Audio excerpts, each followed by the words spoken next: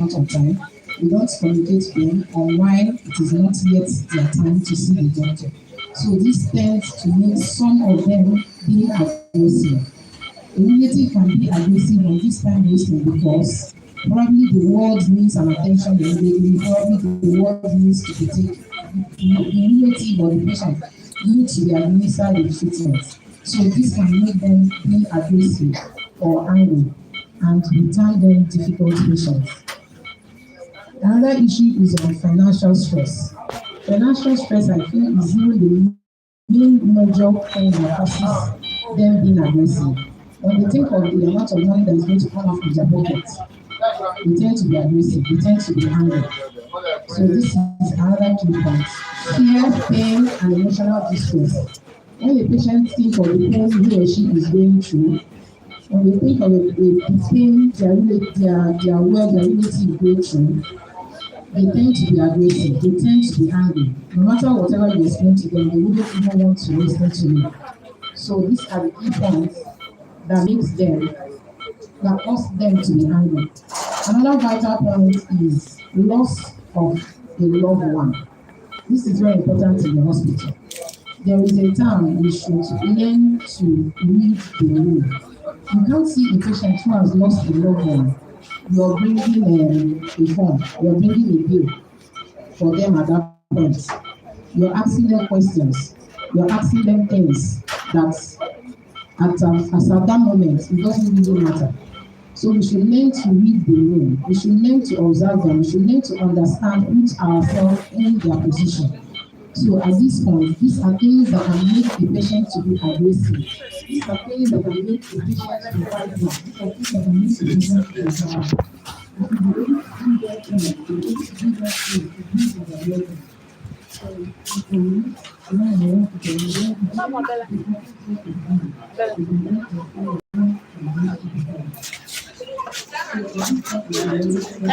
you Okay.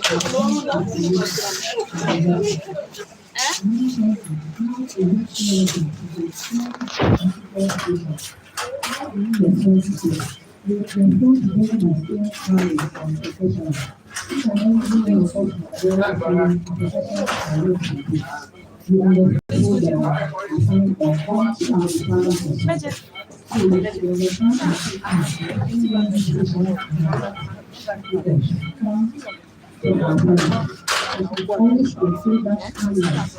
You should always fulfill that act of professionalism. You should continue acting with them, even when there is no advice, you shouldn't argue with them.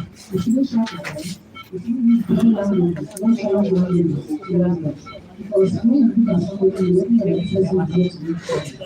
So, you shouldn't use the most fear. You don't control and you don't regulate them. Or, communicating clearly to them. Another point of view. Communicating clearly, you must be able to explain the treatment. The doctor should be able to explain the treatment that is supposed to be rendered to the patient, to a difficult patient, to a difficult relative. We should explain features that are going to be rendered and the issues of delay. We should explain why they are being delayed. We should explain why they should be patient. We should explain why such procedures are being delayed. And when explaining, we shouldn't use medical terms that they wouldn't understand. We should use words that are very simple that they will understand. We should also learn to set boundaries. Boundaries is one of the key things that moves a hospital, that moves a place, that moves an organization. We should understand when we talk to them. We don't engage clients in any kind of conversation. We should answer when they are asked questions. And if questions are not related or related to what our own field or our own department, we shouldn't answer them. Instead, we should direct them to the relevant or the appropriate department. So in this case, it helps us to reduce issues that is going to come out or that are going to cause problems in the hospital. And we should know when to engage. You don't just see a patient sitting on this feeding part and the next thing you come and tell them, good morning, how are you, all this morning. You don't just negate them because most of the times it gives them room to say things that they're not meant to say. We should mind to focus our work. Even if you want to greet a patient and you walk out, you going to sit with them when probably somebody who has been discharged, a relative whose word has been discharged, and we engage that relative in questions. It brings up issue of, for instance, bills. They keep on coming back as against the hospital, and it is not right for our reputation. So we should watch and mind when we engage with patients, patient relative, so that the hospital will not tag them as being difficult to handle. And also so that there will be problems that will escalate from whatever discussion that was brought up. Another issue is what can the legal do for healthcare workers? What can we do for the legal team? What can we do for the healthcare workers? What can we do for the staff of Global Specialist Hospital as against these difficult patients? Our department comes in by properly managing incidents. We have a lot of documents of which if the patients or if there is a difficult patient that doesn't want to comply with anything, we come to our department to tell us, we draft as quickly as possible. We engage the patients. If the patient is being very difficult, you can come to the legal department to tell us, we know how to manage them. There have been scenarios of which took place about 2 to 3 days ago.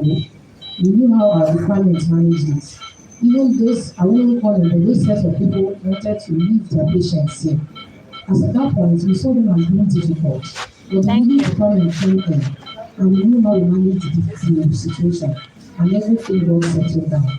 We also report incidents, we report stress, we report violence to the management, and also ensure that if there is an escalation between a patient and this a difficult patient or a difficult patient relative with a staff of Global Specialist Hospital, we report to the management. And if the management asks us to get reports, we investigate what happened.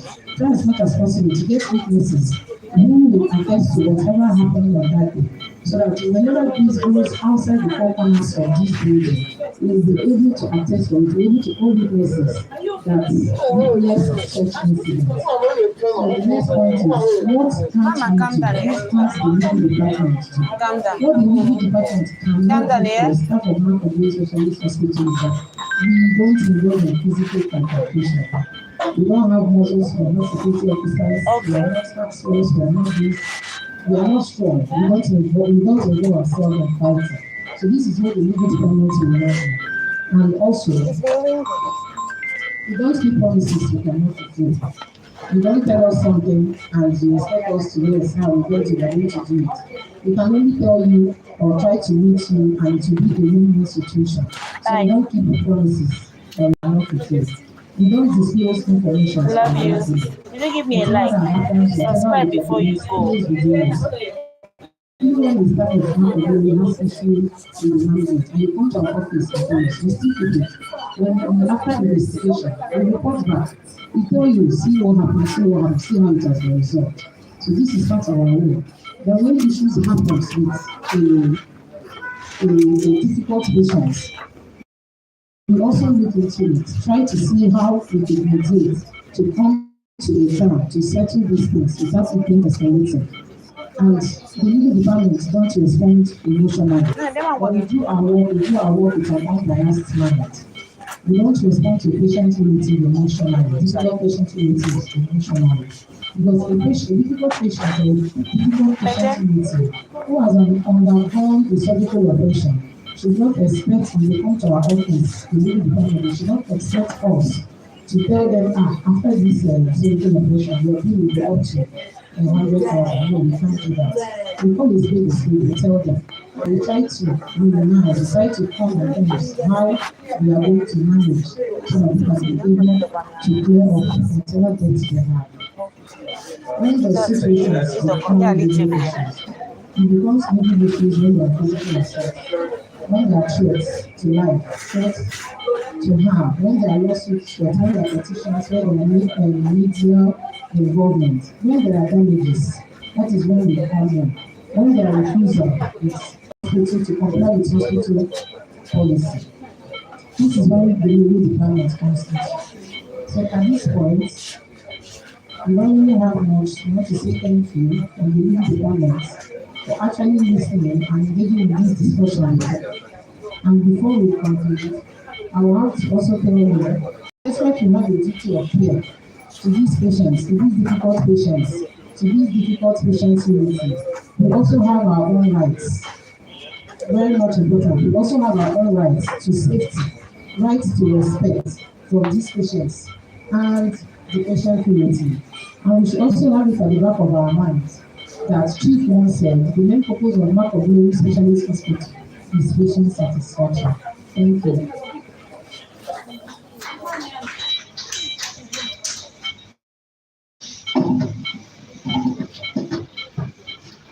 Any question or comments? Barrister Dillion, thank you very much for your insightful legal presentation. But I want to ask you a question. Prior the time you came, there was a council in the NBC's office, which cost an uproar, and the man decided to go ahead trying to slap the man. And probably after slapping the man, he now slapped NBC. Are you saying that if you are the only person that is with the NBC chairman, and somebody wants to slap her, because you only defend orally, you will allow the person to be the NBC chairman? That's number one. Number two, you see, in legal books, there's what we call self-defense. It's universal, it's for everyone. So if somebody wants to come and beat you up as a lawyer, or beat your employer as a lawyer, you are not going to apply the doctrine of self-defense. So you see, law is a defense, both written one and physical one, when it is needed. So I like you to comment on those things because, like you said, it is in billion. And oftentimes when services are rendered, people will be applauding you. But when it is time to pay, they look the other way. So all of us are partners in the same problem. But that day, all of us have to contend what should have been something better. I want you to comment on that.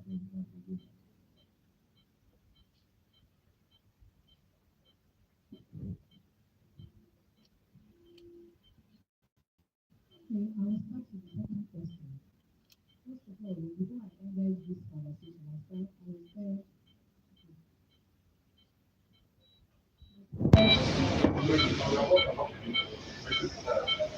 say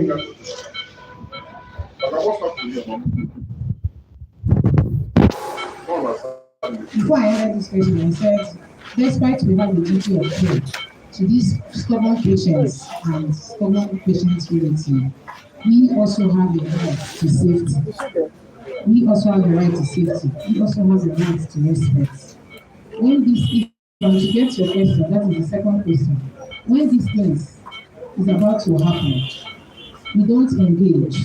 For somebody to fight you, there has been an utterance. Possibly if the person is being aggressive at the first instance, there must have been a communication. Somebody cannot just walk into secretariat and walk into the chairman's office to beat up the chairman. We have security personnel. That's why I said the legal departments will not be police officers. So most of the times when these things happen, we try as much as possible not to engage. Like for instance, something happened yesterday. I might not really remember the patient's unity, but I think it's aware. The man was being aggressive, very aggressive. The man wants to fight. Even the man was being aggressive and insulting. But he did not engage. He just politely told the man, I heard you. The man even insulted him to the extent of telling him, I employ people like you. I pay people like you. So we didn't engage them. So most of the time, if you try to assess it, we need to engage and involve so that it won't bring violence against us or against the hospital. So this first question, if you could rephrase it so that I would understand.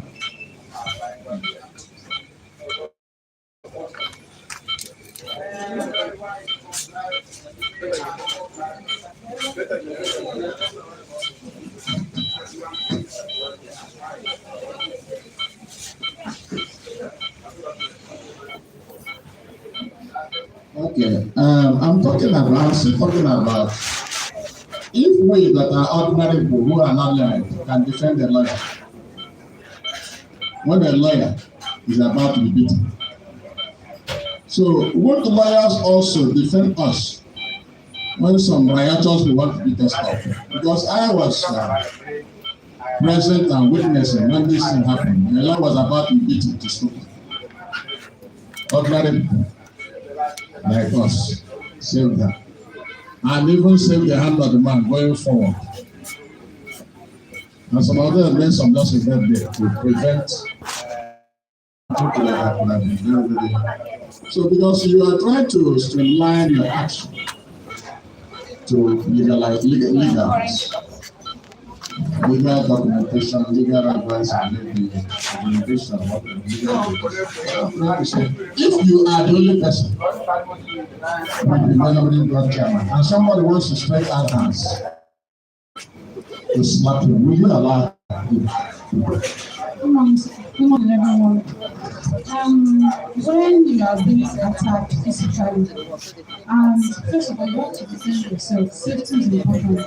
If someone wants to slap the chairman, let's say he's not the person in the office, you cannot stand and say, but whatever he's using or whatever he's doing to defend himself has to be proportionate. But he has to think of a way to defend himself. It's not, let's say, if somebody wants to attack you now, you pick up something and hit the person's head, that he's defending the person. If you can hold the person, if there's someone you can hold the person, you can protect yourself physically, but whatever defense that you're taking has to be proportionate to what that person is doing. If the person is charging towards you, you cannot now look for what is around you and hit the person, say you're defending yourself. But it doesn't mean that if somebody is attacking you, you're able to defend yourself. Defend yourself in a proportionate way. So even if you goes to court, the court will understand that you're defending yourself. That's self-defense. Self-defense has to be proportionate. I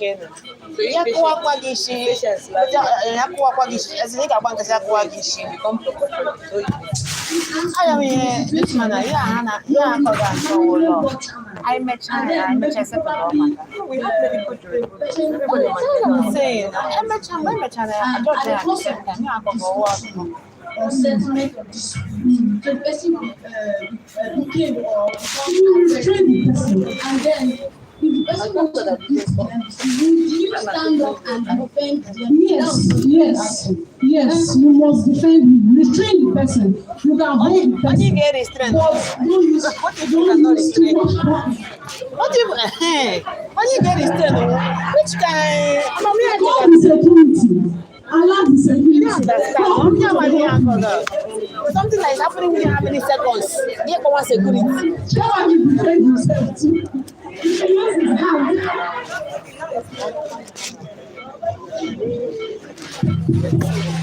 So, I don't understand.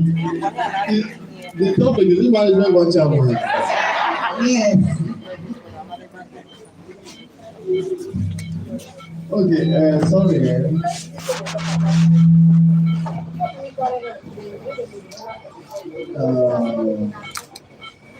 I'm quite sorry that I'm asking for something. I struggle to see that I need this year lesson today. But you quickly believe it before I do what I'm doing. Can you please summarize your lesson? Which lecture? Our topic was on how to handle difficult patients and difficult patients' unity. So in summary, if I could use your words, you told us that the main aim of Mark Specialist Society is patient satisfaction. That is what you work towards.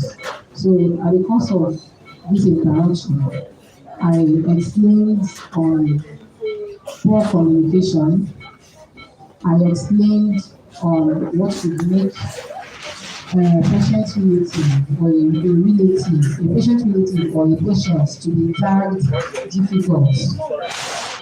Them being difficult means they are either angry or they are either aggressive or the fear of pain, the financial stress they go through. These are the things we come across in Mark Specialist Hospital.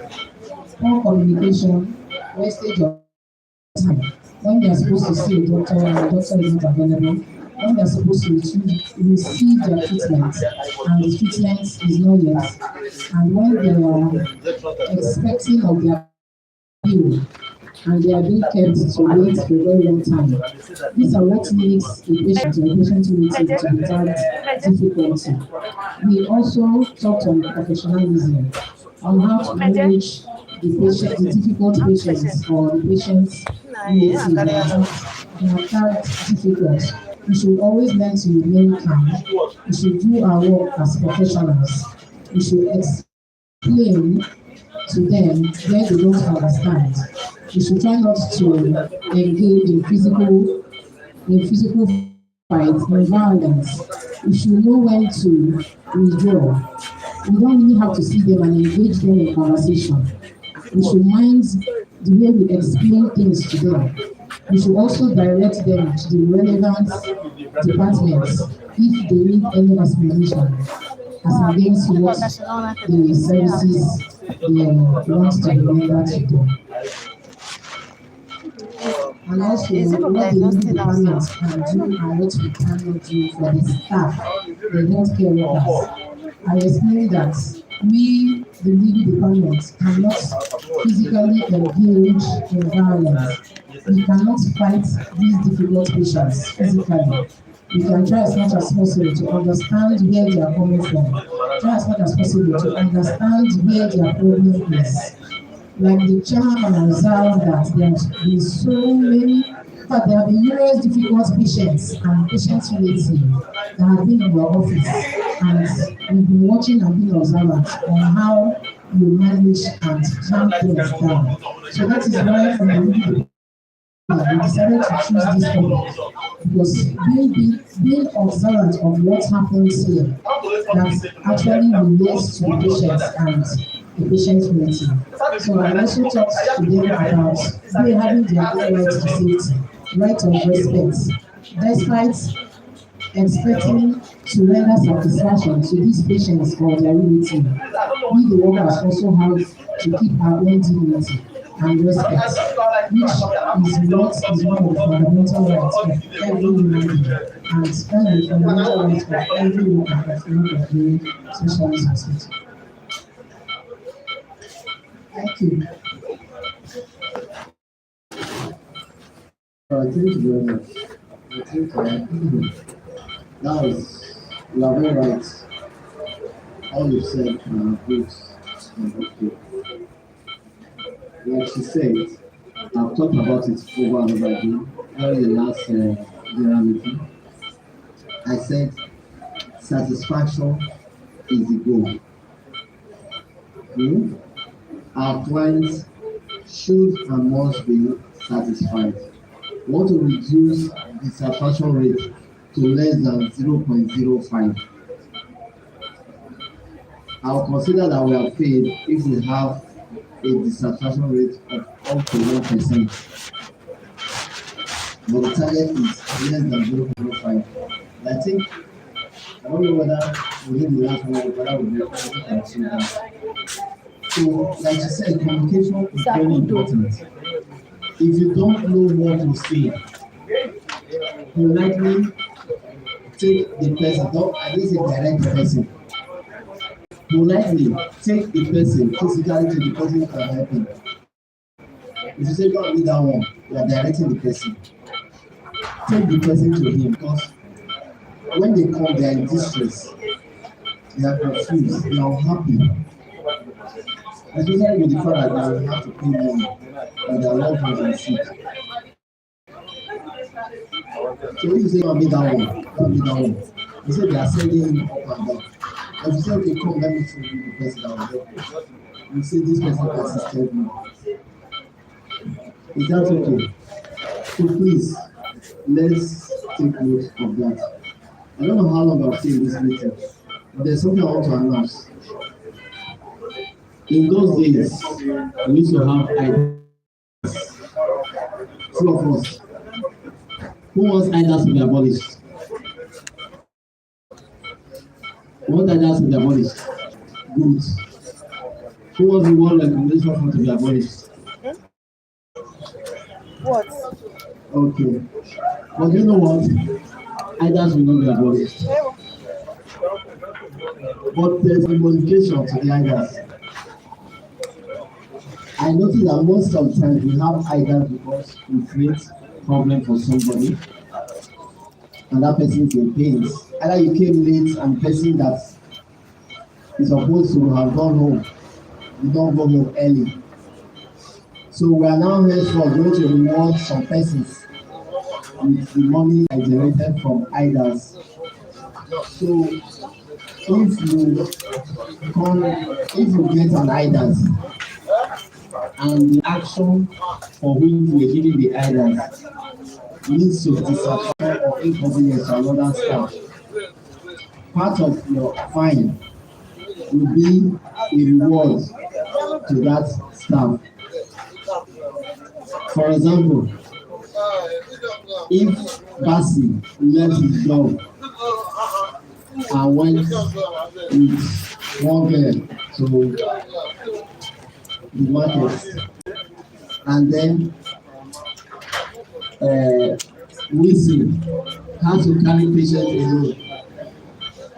If we find out by the time Basi gets an idols of 2,000 naira, Wilson will be getting like 1,000 naira as a compensation or reward for the inconveniences created by Basi. Part of the many money we keep it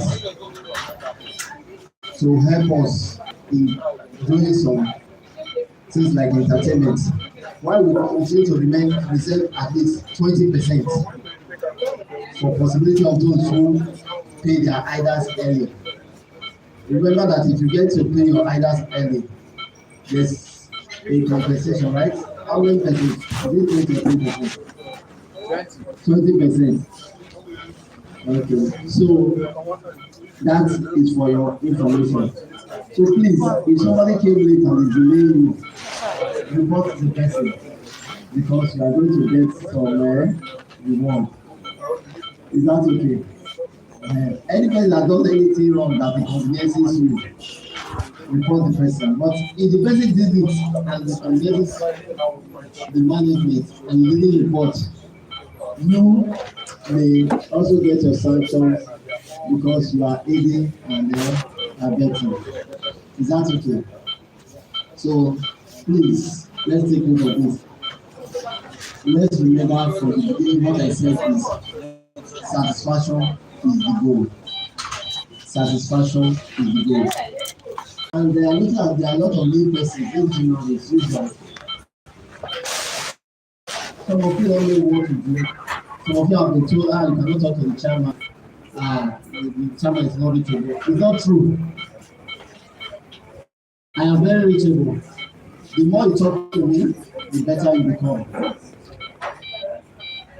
I can give you guides and advice on things you do. Like I'll tell you a set of persons today. I noticed amongst humans that there's a competition for relevance. Sometimes the persons that you are talking with to guide you on what to do and what not to do want to give you information enough for you not to be as relevant as they are. So, therefore open communication to everybody. If you have any area you think you want to do something and you need guide, you are free to talk to me. If I want you to talk to any particular person, I'll direct you appropriately. I know everybody has my number because my number is in my card. But for those who don't have my number, I'll call it now. I'll call it 3 times before I drop this microphone. 080 3921 8261.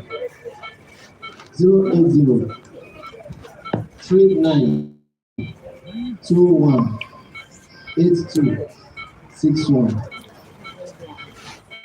I finally say 080 3921 8261. Thank you.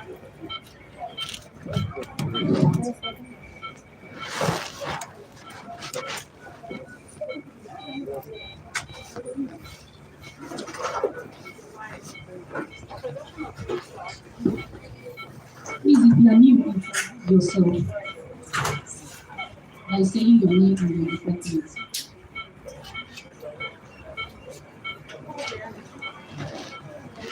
My name is Abdul Cynthia.